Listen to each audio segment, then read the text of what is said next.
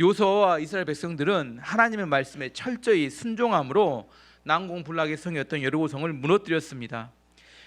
여리고성을 무너뜨린 승리의 비결은 군사적 작전이 아니라 예배였습니다. 맨 앞에 있었던 나팔은 찬양을 상징한다고 했고, 그리고 가운데 있는 언약궤는 말씀을 상징하고, 말하지 말고 침묵하라 했을 때 침묵은 기도를 의미한다고 했습니다. 이렇게 돌았을 때, 일주일을 13바퀴를 돌았을 때 여리고성이 무너졌습니다.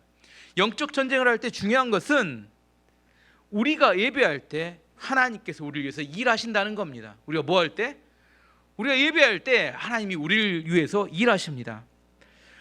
또한 우리가 예배에 집중할 때 말하지 말고 침묵하라 이렇게 이야기합니다. 왜냐하면 사람들의 소리가 시끄러우면 하나님의 음성이 잘 들리지 않기 때문입니다. 짐 엘리어트라는 선교사가 이렇게 이야기했습니다. 사탄은 적어도 3가지 확실하게 장악하고 있는 것이 있다. 그 첫 번째는 소음이고, 두 번째는 조급함이고, 세 번째는 군중이다. 이 3가지는 마귀가 주로 역사하기 쉬운 환경을 말합니다. 첫 번째 뭐라고요? 소음. 두 번째 조급함. 세 번째 군중. 소음은 사람들이 시끄러운 소리를 내면 하나님께 집중하기가 어렵습니다. 잘 들리지 않아요. 하나님의 말씀을 들어야 우리가 구원을 받는데, 다양한 사람들의 의견을 하나님 말씀에 대치해버립니다. 하나님 말씀을 듣기는 싫어하고 뭐 하기는 좋아해요? 사람들의 이야기를 듣기는 좋아한다는 겁니다. 그런데 그렇게 되면 어떻게 되냐면 엉뚱한 결과가 나오게 됩니다. 그래서 저는 뭘 좋아하지 않나? 회의를 별로 좋아하지 않아요. 차라리 회의를 길게 하느니 함께 모여서 기도하는 게 저는 더 낫다고 생각합니다. 함께 말씀을 보고 기도하면 하나님께서 일하실 텐데, 그 시간에 사람들의 의견을 듣느라 그 회의하는 것이 산으로 올라가 버리고 결국 엉뚱한 결과로 하나님께서 주시는 좋은 결과를 맺지 못할 때가 많기 때문에 저는 회의보다는 기도나 말씀을 더 좋아합니다. 두 번째는 조급함. 사람들은 자신들이 원하는 때 자신들이 원하는 것을 얻으려고 하나님을 조종하기를 원해요. 누구를 조종하기를 원해요? 하나님을 자기 꼬붕 부리시듯이 부리기를 원하면, 하나님 지금입니다. 지금 하셔야 합니다. 하나님 지금 일하셔야 합니다. 그거 말고 그쪽에서 일하시면 안 되고, 하나님 이쪽에 오시라니까요. 자꾸 왜 그쪽에서 빨리 오시라니까요. 하나님 자기가 원하는 때 자기가 원하는 걸 얻기 위해서 하나님을 조종하고 마음대로 부리려고 합니다. 하지만 그래서 이제 하나님이 내 마음대로 안 움직여줄 때 사람의 마음속에 어떤 마음이? 조급함이 들어요. 하나님이 내 마음대로 움직이실까요? 우리 인생의 주권자는 누구실까요? 하나님이십니다. 하나님께서 결정하면 우리는 거기에 따라갈 뿐입니다. 그래서 하나님의 은혜와 하나님의 구원을 얻기 위해서는 우리가 기다릴 줄 알아야 합니다. 조급하면 안 됩니다. 우리 때가 아니라 하나님의 때 이루어지기 때문에 우리에게, 믿는 사람들에게 하나님의 은혜와 구원은 반드시 인내의 기다림을 통해서 얻어지는 겁니다. 조급하면 실패할 가능성이 매우 높습니다. 내 마음속에 조급한 마음이 있으면. 세 번째는 군중입니다. 군중은 사람들은 일반적으로 군중 뒤에 숨기를 원합니다. 군중 속에 숨는 거죠. 군중 속에 숨어 있으면 절대로 하나님을 만날 수 없습니다. 내가 은혜를 받기를 원하고 구원을 받기를 원하면 분명한 자기의 이름으로 하나님 앞에 나가야 합니다. 우리가 하나님 앞에 나와야 돼요. 누구의 이름으로? 나의 이름으로. 군중 속에서 같이 덤으로 절대로 되지 않습니다. 옆에 있는 사람이 구원을 받는다고 내가 구원받는 건 아닙니다. 옆에 있는 사람과 나하고는 또 다릅니다. 아내나 남편이 구원받는다고 같이 구원받는 거 아닙니다. 나는 내 이름을 가지고 하나님 앞에 나아가서 하나님께 엎드릴 줄 알아야 합니다. 다행스러운 것은 이스라엘 백성들이 하나님의 말씀 그대로 순종했으면 그것이 기적이라겠죠. 내용이 똑같다고. 7월 동안 돌고 난 다음에 이스라엘 백성이 뭐 했어요? 어떤 함성을 지르는지 모르겠는데 와 했는지 어떻게 모르겠어요. 어쨌든 함성을 질렀습니다. 함성을 질렀더니 뭐가 무너졌어요? 여리고성이 와르르 무너졌어요. 자, 여리고성은 함성 소리 때문에 무너졌다. 하나님이 무너뜨리셨다. 근데 또 많은 사람들은 그 무너지고 나면 뭐라고요? 어떤 소리를 냈더니 잘 무너지더라. 소리 전문가들이 또 나와요. 어떤 함성을 지를 때는 몇 초를 내야 되고 어떤 소리를 내야 되고.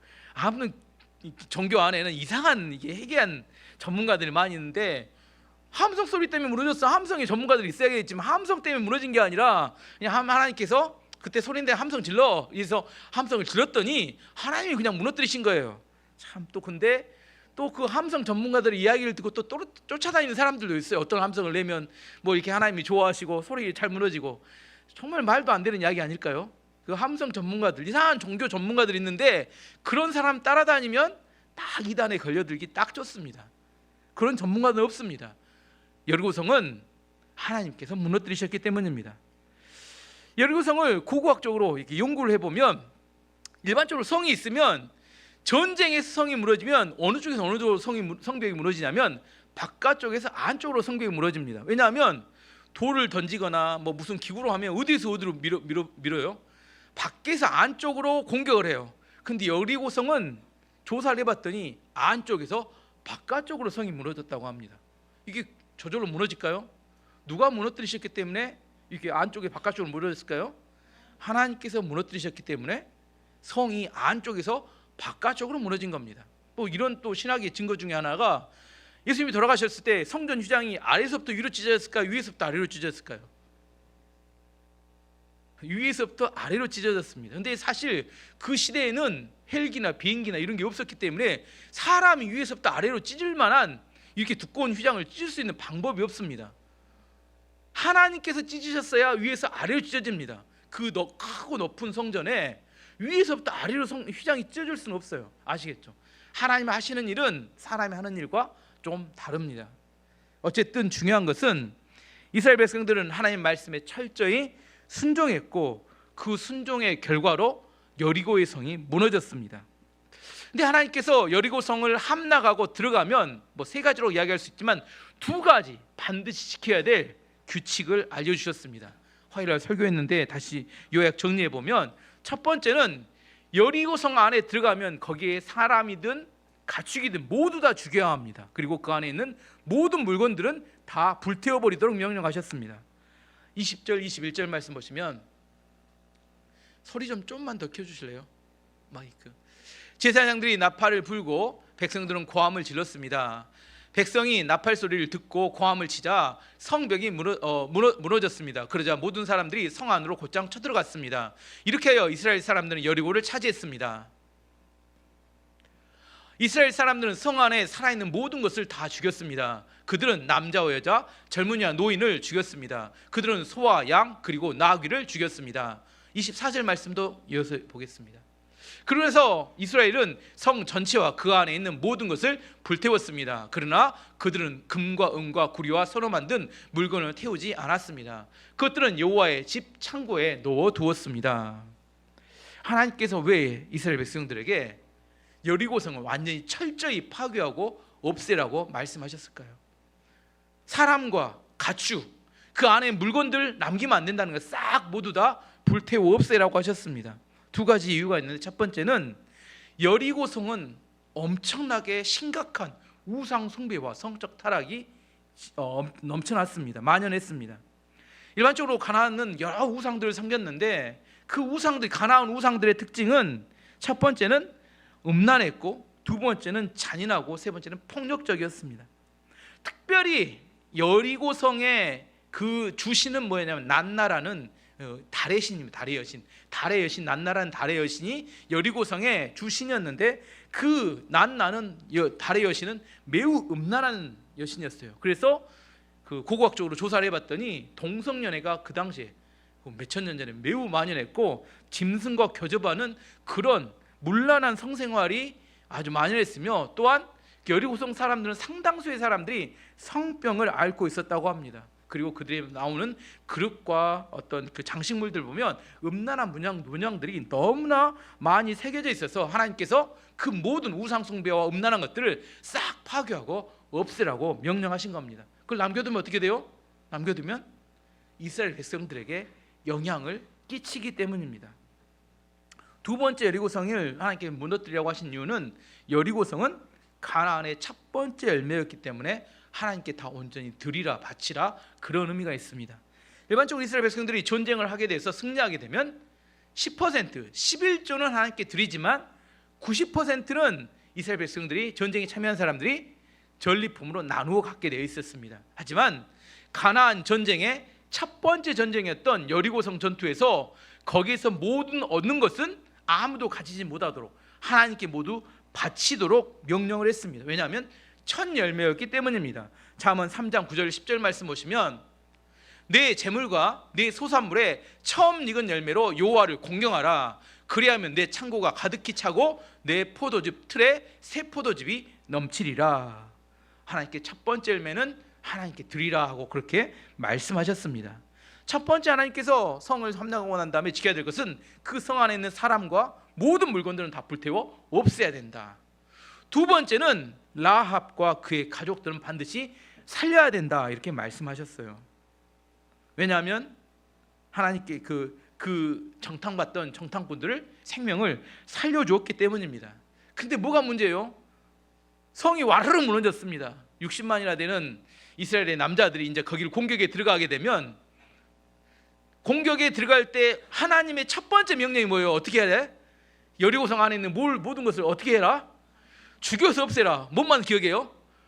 죽여서 없앨 것만 기억하는데, 근데 죽여서 없앤 중에도 살려야 될 사람이 있어요. 뭔 이걸 기억해야 돼. 다 죽여라, 다 하나 아무것도 남기지 않고 싹 죽여라 했는데 그 와중에 뭐예요? 살려야 될 사람이 있다는 거예요. 다 죽이면 안 돼.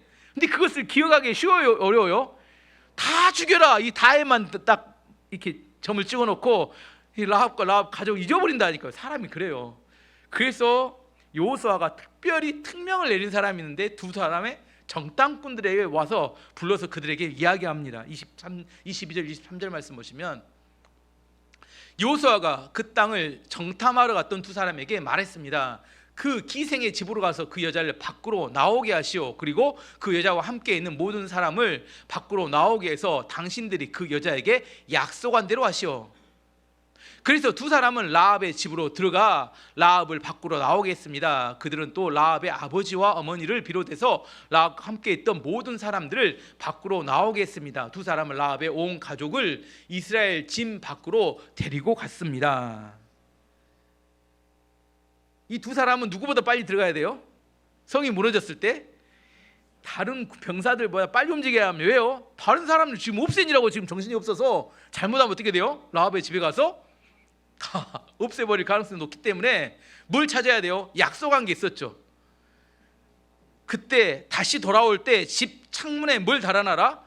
붉은 줄을 매놔라. 이렇게 그게 표시라고 이야기했습니다. 여호수아 2장 18절 말씀 보시면 우리가 이 땅에 들어올 때 우리를 달아내린 창문에 이 붉은 줄을 매고 내 부모와 형제와 내 아버지의 가족을 다 내 집에 모으라. 이게 약속입니다. 그래서 이 두 장정권은 뭐부터 찾아요? 가본 적 있는 라합의 집을 찾아야 돼요. 늦으면 어떻게 돼요? 죽습니다. 이 라합의 집을 찾으러 쫓아 들어가서 다른 사람보다 먼저 찾아서 어떻게 해야 돼요? 데리고 성을 빨리 밖으로 데리고 나와야 합니다. 왜? 약속이기 때문에. 라합이 자신의 생명을 걸고 이 정탐꾼들을 구해 주었기 때문에 이 정탐꾼들도 생명을 걸고 최선을 다해서 그들을 살리기 위해서 여호수아가 그렇게 하도록 한 겁니다.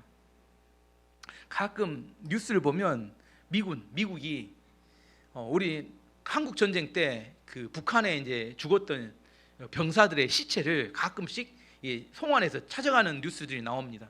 한 시체를 이렇게 운구해 가는데 수천만 원이 든대요. 벌써 70년도 더 됐죠.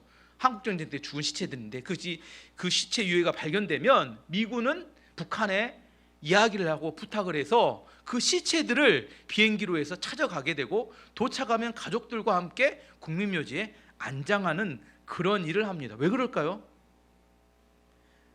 그들이 국가를 위해서 희생하고 헌신한 것을 끝까지 기억하겠다 하는 의미입니다. 왜 그걸 해요? 그렇게 많은 돈을 들여서 전 세계에 수없이 많은 군인들이 전쟁 중에 죽었을 텐데 그것을 보는 현재 전 세계에 복무하는 미군들이 그걸 보면서 국가를 위해서 충성하고 헌신하면 끝까지 국가가 기억해주고 책임져준다는 것을 믿고 충성하기 때문이라고 합니다. 가끔 미국 이렇게 재밌는 유튜브 중에 미국의 군복을 입은 군인이 어떤 식당에 들어가는데 이렇게 길게 줄을 서고 있는 식당에 들어갔는데 군인이 딱 들어왔는데 다른 모든 사람이 자리를 비켜줍니다. 먼저 주문하도록. 그리고 그들이 또 먹고 있을 때 돈을 대신 내주는 사람도 있어요. 또 이렇게 군인들이 밥 먹고 있으면 어린 아이들, 꼬마들이 와서 사인을 받으러 와요. 사인을 받으러. 무슨 의미예요? 나라를 위해서 국가를 지키는 그 군인들에 대한 존경심, 그들의 희생과 노고에 대해서 인정해 주는 겁니다. 참 대단하죠. 어쩌면 이게 기독교 정신에 뿌리를 둔, 거기는 이렇게 우리나라처럼 징병제가 아니라 모병제입니다. 스스로 직업군을 위해서 이렇게 하는 사람들인데, 그것을 국가나 국민들이 그들을 인정해주는 그런 분위기가 있다는 겁니다. 예수님께서도 하나님 나라를 위해서 희생하고 헌신한 사람들을 반드시 기억해 주시겠다 이렇게 약속하셨어요. 누가복음 18장 29절 30절 말씀 보시면, 이르시되 내가 진실로 너에게 이르노니 하나님의 나라를 위하여 집이나 아내나 형제나 부모나 자녀를 버린 자는 현세 여러 배를 받고 내세 영생을 받지 못할 자가 없느니라 하시니라. 또 이렇게 이야기하면 가족과 아내와 남편을 다 버리고 이렇게 교회에 헌신하라, 이걸 누가 자주 인용할까요? 이단들이 이걸 그렇게 자주 인용합니다. 그런 의미일까요? 뭔 의미라요? 가족과 남편과 아내를 버리란 이야기가 아니라 하나님 나라를 위해서 충성하고 헌신하라, 이런 이야기 아닐까요? 이렇게 해석이 맞죠. 그렇게 충성하고 헌신한 사람 하나님 예수님이 잊지 않겠다는 겁니다. 이 현세 여러 배 받을 뿐만 아니라 내세에 구원받지 못할 사람이 한 명도 없다, 그렇게 말씀하시는 겁니다. 하나님께서는 하나님 나라를 위하여 희생하고 헌신하는 것을 보고 계신다는 겁니다. 분명히 말씀하십니다. 그냥 넘어가지 않는다는 겁니다. 그렇게 충성하고 헌신한 사람들에게 반드시 거기에 대한 대가를 지불해 주시겠다, 그렇게 약속하시는 겁니다. 저는 우리 교회 모든 성도들이 정말 하나님의 나라를 위해서 충성하는 그런 교회와 성도가 되기를 기도합니다.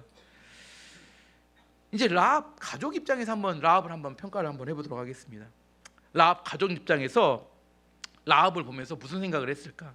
라합의 직업이 뭐였어요? 자랑스러운 직업인가요? 부끄러운 직업인가요? 누가 물어봅니다. 야, 네 누나 직업이 뭐냐면 뭐예요? 대답해 주기는 부끄럽고 또 대답 안 하고 넘어가기도 뭐하고 아무튼 애매모호합니다. 주변의 사람들의 시선이 좋았을까요? 나빴을까요? 차갑고 달갑지 않았을 겁니다. 그런데 라합은 자기의 인생을 포기하지 않았어요. 라합이 어떻게 기생이 됐는지는 모르겠지만 그녀는 자신의 인생을 변화시킬 기회를 기다리고 있었는데 그 기회를 하나님을 믿는 것으로 붙잡았습니다. 하나님에 대한 믿음을 가지고 그는 생명을 걸고 정탐꾼들을 구해 주었어요. 그때까지만 해도 인생이 바뀌거나 그러진 않았습니다. 그런데 여리고성이 무너지고 이스라엘 백성들이 성 안으로 쳐들어오고, 그리고 라합과 라합의 가족을 제외한 모든 여리고성 사람들이 다 죽었을 때, 그때 라합과 라합의 가족이 구원을 받았을 때, 그때 라합의 인생이 바뀌게 됩니다. 생명만 구원받는 게 아니라 라합의 인생 전체, 인생 역전이 일어나게 됩니다. 첫 번째로 그렇게 부끄럽게 여기던 가족들이 라합을 보는 눈이 달라졌습니다. 어떻게 달라졌어요? 이제 모든 가족의 생명을 구한 영웅이 되었어요. 영웅이. 두 번째, 나중에 라합이 누구랑 결혼합니까? 라합의 남편이 누구예요? 살몬이에요. 살몬. 연어는 아닌데 이름은 연어입니다. 살몬입니다. 살몬과 결혼합니다. 살몬과 라합 사이에 낳은 아들 이름이 뭐라겠어요? 전번에 이야기했는데 보아스였습니다. 보아스. 그러면 라합의 며느리 이름, 보아스의 아내 이름 뭐예요? 룻이었으면 룻. 이제 설명해 보면 보아스가 룻이라는 이방 여인, 그것도 돌싱입니다. 그냥 처녀도 아니고 돌싱이에요. 데리고 자기 어머니한테, 어머니 내가 이 룻과 결혼하려면 데리고 왔어요.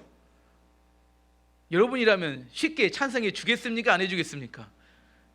부잣집에 자기는 이렇게 장가도 한 건 첫 번째인데 이 돌싱을 데리고 왔어. 이렇게 룻을. 근데 이방 여자야. 만약 유대인이었다면, 라합이 유대인이었다면 어림도 없었을 겁니다. 근데 이게 라합이 뭐였어요? 이방 여자였어요. 여리고성 사람이었어요. 근데 룻이 여리고성 모압 여인이었는데, 모압 여인의 그 여자의 외모, 직업, 결혼 여부 이런 걸 본 게 아니라 라합도 믿음으로 그가 다윗의 족보에 들어갔던 것처럼 그의 룻의 믿음을 보니까 오케이 사인을 내주지 않았어요. 성경에 나오지 않는 이야기입니다. 추정해 보는 겁니다. 그렇지 않았다면 인정해 주는 거 쉽지 않았을 겁니다. 그런데 라합이 룻을 인정해 줄 수 있었던 것은 어쩌면 자기가 그런 믿음으로 그 족보에 들어갔기 때문이라 이렇게 생각할 수 있습니다. 그래서 룻과 보아스 사이에 낳은 아들 이름은 뭘까요? 오벳입니다. 오벳. 여기서 재미있는 것은 오벳에게는 할머니가 2명 있었어요. 할머니 외할머니 1명, 친할머니 1명. 그럼 외할머니 이름 뭘까요? 외할머니. 오벳의 외할머니 이름은 나오미입니다. 나오미. 그럼 친할머니 이름은 뭐예요? 라합. 라합은 친할머니. 족보를 지금 외할머니는 나오미입니다. 원래는 나오미는 가짜 할머니입니다. 진짜 할머니는 아니죠. 원래는 시어머니였어요. 룻의 시어머니였는데 그 모함 여인이었는데 그가 보아스와 결혼할 때 친정 어머니 역할을 해줬기 때문에 나중에 뭐 기업 무르기 법에 의해서 그가 외할머니 역할을 하게 되죠. 원래 나오미란 이름의 뜻은 기쁨이었습니다. 기쁨이었지만 그가 모압에서 쫄딱 망하고 올 때 이제 더 이상 난 나오미라 부르지 말고 마라라 불러라. 나는 쓴물이다, 쓰다. 이제 완전 인생 망했다 이렇게 이야기했습니다. 근데 이 오벳이 낳고 난 다음에 주변 모든 성 안의 사람들이 베들레헴 성 안의 사람들이 축복해 줬어요. 이제 너의 이름을 찾았다. 너는 기쁨이다. 너의 인생이 다시 회복되었다. 이렇게 이야기해 줬습니다. 룻기 4장 13절에 17절 말씀 보시면 그 과정 이야기가 나옵니다. 이에 보아스가 룻을 맞이하여 아내로 삼고 그에게 들어갔더니 여호와께서 그에게 임신하게 하심으로 그가 아들을 낳은지라. 여인들이 나오미에게 이르되 찬송할지로다. 여호와께서 오늘 내게 기업 물을 자가 없게 하지 아니하였도다. 이 아이의 이름이 이스라엘 중에서 유명하게 되기를 원하노라. 이는 내 생명의 회복자이며 내 노년의 봉양자라. 곧 너를 사랑하며 일곱 아들보다 귀한 내 며느리가 낳은 자로다 하니라. 나오미가 아이를 받아 품에 품고 그의 양육자가 되니. 오벳으로 인해서 나오미가 얼마나 기뻐하는지 그 장면을 이렇게 묘사하고 있어요. 외할머니인 나오미가 이렇게 기뻐했다면 친할머니 라합은 어땠을까요? 성경에 기록되지는 않습니다. 외할머니보다 누가 더 기뻐요? 친할머니가 훨씬 더 기뻐하지 않았을까요? 성경에 나오지 않습니다. 지금 룻기이기 때문에 룻 입장에서 기록하는 것이지만 지금 뭘 지금 쭉 설명하는 거냐면 다윗의 가문이 어떻게 세워져 가고 있는지. 아까 말했던 오벳은 다윗의 할아버지입니다. 다윗의 가문에 출신이 어디냐 이것이 중요한 게 아니라 어떤 믿음을 가졌느냐 이것을 지금 설명하고 있는 겁니다. 라합도 마찬가지였고 룻도 마찬가지였고 그들의 믿음 아래 점점점 세워져 가고 있는 다윗 가문의 믿음의 역사가 그 다윗까지 이렇게 와서 이 정점에 이르게 되는 그런 과정을 설명하는 겁니다. 라합은 완전히 소망 없는 여자였지만 그 하나님을 붙들므로 축복받는 인생 역전이 나타났습니다. 여호수아는 생명을 걸고 정탐꾼들을 살려줬던 라합과 그의 가족들을 반드시 구하라고 명령하였습니다. 이거 2번째 명령이었습니다.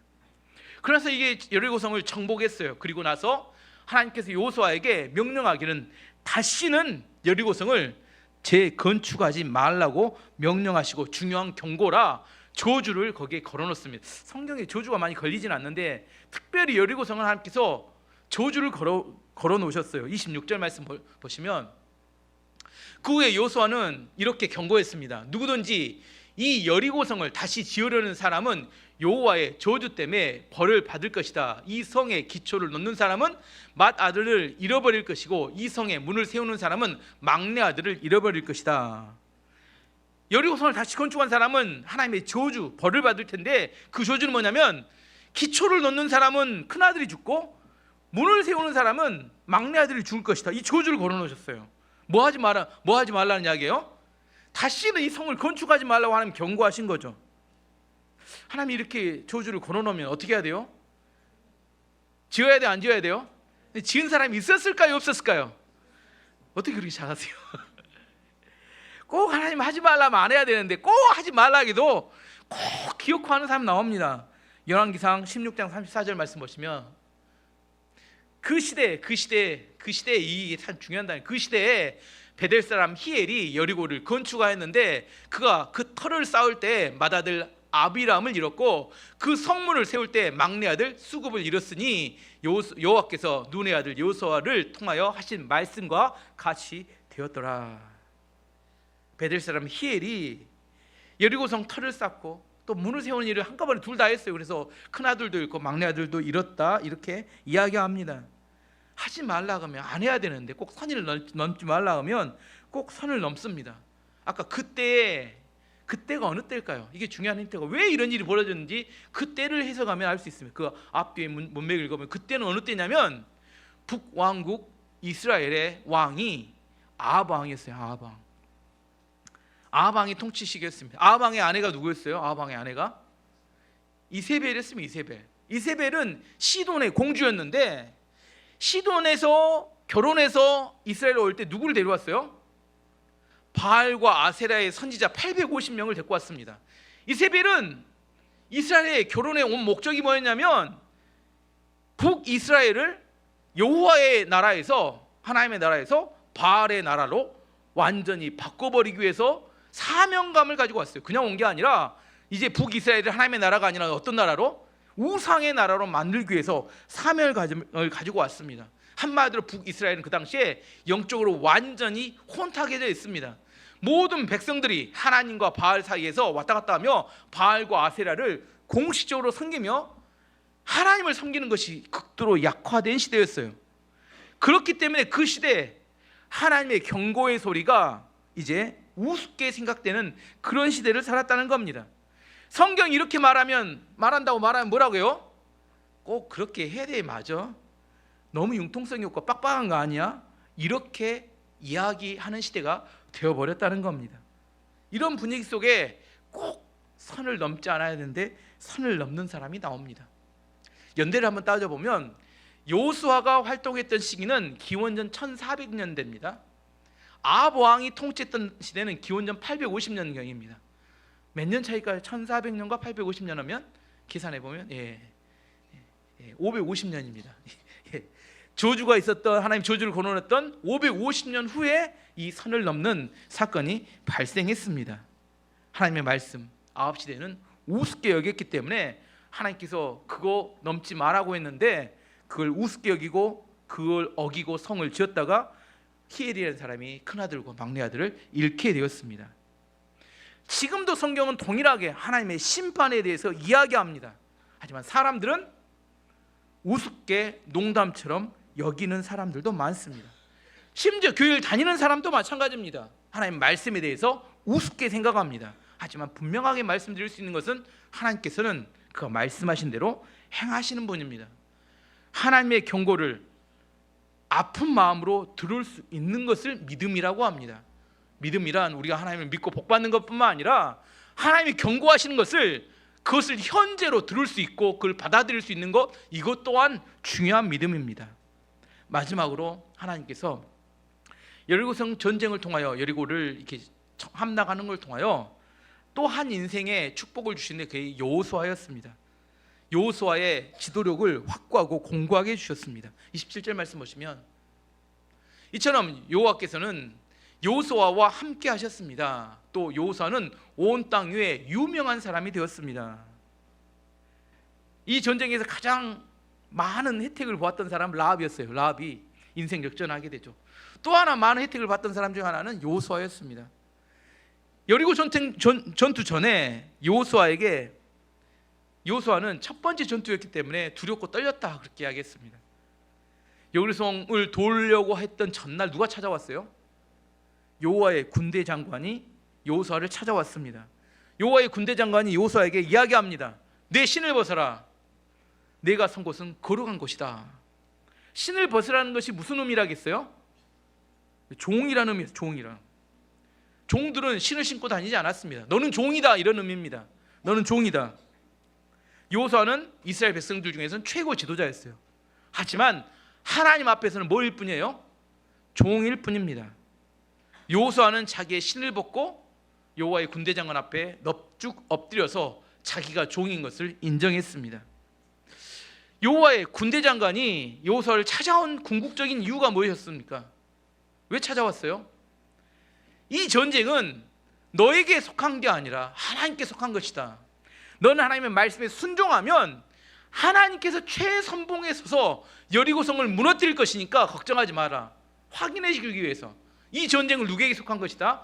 하나님께 속한 것이고 하나님께서 이 전쟁을 승리로 이끌 것인데 너는 내 말에 그대로 순종하기만 된다. 이렇게 말씀하시기 위해서 찾아오신 겁니다. 하지만 이 하나님의 말씀에 순종하는 것이 쉬웠을까요? 어려웠을까요? 너는 전쟁 안 해도 돼. 내 말에 순종하기만 해. 말은 너무 쉬운데 실제로 여리고성을 7일 동안 도는 게 쉬웠어요? 어려웠어요? 어려웠어요. 여러분, 하나님 말씀대로 순종하는 게 쉬워요? 하나님 말씀은 이렇습니다. 몇 장 몇 절. 하지만 그러나 그 다음에 내 형편을 이야기합니다. 그러나 뒤는 다 범죄라고 이야기합니다. 하나님 말씀이 그러면 그렇게 살아가야 되는데 그러나 뭐 이유가 많아요. 하지만 그걸 범죄라고 합니다. 종은 자기 이유가 없는 겁니다. 하나님 말씀하시면 말씀대로 살아가는 것을 종이라고 합니다. 그런데 여호수아는 자기의 방법, 자기의 생각, 자기의 의지를 다 내려놓고 하나님의 말씀 그대로 순종하였습니다. 그 말씀대로면 잘못하면 죽을 수 있는데 여리고성을 돌다가, 하지만 믿음으로 철저히 순종했기 때문에 대승리를 거두게 되었습니다. 이 승리를 하게 되니까 이스라엘 백성들 안에서는 모세와 같은 지도자로 인정받게 되었고, 이스라엘 밖에 여러 민족들은 뭐예요? 이제 여호수아는 어떻게 돼버렸어요? 모세처럼 두렵고 놀라운 지도자로 인정하게 되었습니다. 여호수아가 자기가 인정받으려고 몸부림을 쳤습니까? 아니면 하나님께서 인정해 주신 겁니까? 여호수아는 그들의 인정을 받으려고 한 번도 그들과 이게 조약을 맺거나 여러 가지 것을 하지 않았습니다. 하나님께서 그를 유명하게 만들어 주셨습니다. 베드로전서 5장 5절 6절 말씀 보시면, 젊은 자들아 이와 같이 장로들에게 순종하고 다 서로 겸손으로 허리를 동이라. 하나님은 교만한 자를 대적하시되 겸손한 자들에게는 은혜를 주시느니라. 그러므로 하나님의 능하신 손 아래서 겸손하라. 때가 되면 너희를 높이시리라. 하나님께서 언제 우리를 높이신다고요? 때가 되면, 하나님의 때가 되면. 이 시대를 피할 시대라고 자기를 홍보하고 알리는 시대라고 합니다. 할 수만 있으면 자기가 자기 하는 일을 알리려고 발버둥을 칩니다. 근데 하나님의 메시지는 정반대예요. 뭐라고요? 겸손해라, 자신을 낮춰라. 이게 하나님의 메시지. 세상과 다릅니다. 세상은 알려라, 홍보해라. 네가 1이라면 10처럼 알려라. 이게 지혜다, 이렇게 이야기합니다. 근데 하나님 뭐라고 해요? 겸손해라, 낮춰라, 하나님의 손 아래 그냥 있어라. 제발 나팔 불고 다니지 마라. 네가 1인데, 네가 10인데 100처럼 네가 알리고 포장했다면 회개해라. 10이면 어느 정도, 제 생각에 지혜는 10이면 9나 8 정도, 좀 심하면 5 정도만 알리고 살아가는 게 지혜입니다. 이게 지혜라니까요. 좀 덜 알려진 게 지혜입니다. 이걸 겸손이라고 합니다. 겸손은 내가 자신을 낮추는 게 겸손이 아니라, 겸손은 내가 본질이 10이면 한 8, 9, 5 정도로 자기 자신을 덜 알리는 것을 겸손이라고 합니다. 아직 무르익지 않았는데, 숙성되지 않았는데 유명해지면 그것이 복이 아니라 화가 됩니다. 특별히 대표적인 연예인들이 운이 좋아서 떴는데 좀 지나면 어떻게 돼요? 이혼하고 막 이렇게 나락으로 떨어지고 자살하고. 최근에 이번 주 매일 보고 싶지 않은 뉴스, 음주운전해갖고 가수 김호중인가요? 가수 날마다 나옵니다. 교통사고 냈는데 처벌을 안 받으려고 음주운전을 하고 있었는데 자기 매니저에 가서 가짜 자수하게 만들고, 그리고 소속사 대표는 블랙박스 메모리 카드를 없애버리고 거짓말로 계속 이렇게 덮어놓으려고 했는데 결국은 다 들통나서 10일 만에 인정을 했습니다. 음주운전 했다고. 그래서 이제 거짓말로 괘씸죄에 걸려서 구속되기 직전에 오게 되었습니다. 왜 그랬을까요? 유명해지고 자기보다, 자기 4명보다 더 크게 알려지니까 인생이 쉽게 보이는 겁니다. 속일 수 있다고 생각하는 겁니다. 우리 인생의 지혜는 하나님께서 높여주기 전까지 하나님 아래 그냥 조용히 살아가는 것이 진짜 지혜로운 겁니다. 진짜 내가 준비되면 하나님께서 우리를 높이시는 거예요. 때가 되면 누가 높이신다고요? 하나님이 높여주셔야, 그래야 부작용이 없습니다. 내가 억지로 몸부림쳐서 알리고 홍보해서 높이면 반드시 부작용이 생깁니다. 그래서 우리에게 집중해야 될 것은 하나님 말씀에 철저히 순종하면 하나님께서 때가 되면 높이신다. 이렇게 아주 중요한 지혜입니다. 오늘 말씀의 결론을 맺도록 하겠습니다. 폴 톰슨이라는 사람이 이 여리고성 전투에 대해서 이런 이야기를 했습니다. 여리고성 정복에서 주는 아주 중요한 교훈은 그 전쟁의 진짜 상대는 여리고성의 군사들이 아니라 자기 자신과의 싸움이었다. 뭐하고 싸움이었다고요? 하나님께서는 여리고성을 파괴시키는 데 온 힘을 집중시키는 게 아니었다. 하나님께서는 말씀만 하셨다면 얼마든 여리고성은 없앨 수 있었다. 하지만 진짜 견고하고 단단한 여리고성은 이스라엘 백성들 마음 안에 있었다. 뭐 안에 있었다고요? 진짜 여리고성은 하나님께서 이해가 되지 않는 명령을 계속 내립니다. 어떤 명령이요? 여리고성 앞에서 갑자기 할례를 다 행하래요. 60만 년. 여리고성을 하루 일주일 동안 13바퀴를 돌래요. 돌 때 또 말도 하지 말아요. 딱 침묵하고 말 돌아갑니다. 성을 점령하고 난 다음에 또 거기 안에 있는 모든 걸 다 불태우고 없애래요. 이성과 합리성으로는 이 받아들여져요? 말도 안 되죠. 전쟁 준비를 한 것도 아니고 뭐 제대로 전쟁한 것도 아니고 말도 안 되는 명령을 하나님이 계속 하십니다. 왜요? 이스라엘 백성들 안에 있는 이성과 합리성에 사로잡혀 있는 그 견고한 탐욕과 욕망과 불신앙에 사로잡혀 있는 그 여리고성을 무너뜨려야 하기 때문입니다. 이스라엘 백성들이 없으면, 그들이 돌아 삼성 지르지 않으면 하나님 여리고성을 무너뜨리지 못하시는 분일까요? 절대로 그렇지 않습니다. 이스라엘 백성 없어도 얼마든 여리고성을 무너뜨릴 수 있는 능력의 하나님이신데 그 과정을 통해서 이스라엘 백성들 마음 안에 있는 여리고성을 무너뜨리길 원하시는 겁니다. 하나님께서는 지금도 우리 가운데 어떤 문제를 주세요. 우리는 그 문제가 해결되기를 바라지만 하나님께서는 진짜 원하시는 게 뭐예요? 우리 마음속에 있는 그 여리고성, 단단하고 견고하며 음란하고 우상숭배에 가득하 있으며 자기 욕망과 탐욕과 자기 의지와 자기 생각으로 살아가고 있는 그 여리고성, 그게 무너지기를 바라시는 겁니다. 그러고서 마지막 하나님께서 오늘 제목을 이야기하셨죠. 다시는 뭐 하지 말라고요? 다시는 여리고성을 짓지 말라고 말씀하셨습니다. 제가 이 제목을 왜 잡았을까요? 그 옛날 여리고성 우리가 무너뜨릴 일을, 다시 지을 일도 없는데, 하지만 우리가 좀만 느슨해지면 무너졌던 여리고성은 금방 또다시 기초를 쌓고 세우고 있어요. 여리고성을 다시 쌓는 사람들에게 하나님 뭐라고 저주를 걸었다고요? 아들이 죽을 것이다. 우리의 마음의 주인이 누구여야 합니까? 예수 그리스도, 하나님께서 우리 마음의 주인이십니다. 우리 예수님을 믿고 의지한다는 것은 내가 예수님을 내 마음의 주인이자 왕으로 받아들인다는 걸 의미합니다. 하나님의 통치가 내 안에 완전하게 이루어지는 걸 의미합니다. 여리고성, 내 음란과 욕망과 내 생각이 나를 지배하는 게 아니라 하나님이 나를 지배하시는 것으로 내 마음을 만든다는 걸 의미하는 겁니다.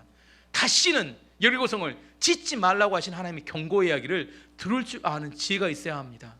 오늘 또 여리고성을, 외부에 있는 여리고성 아니라 내부에 있는 여리고성이 무너짐을 통하여 우리 인생이 달라지고 또 하나님의 모든 축복과 은혜가 우리의 삶 가운데 나타나는 그런 인생과 교회가 되기를 축원합니다.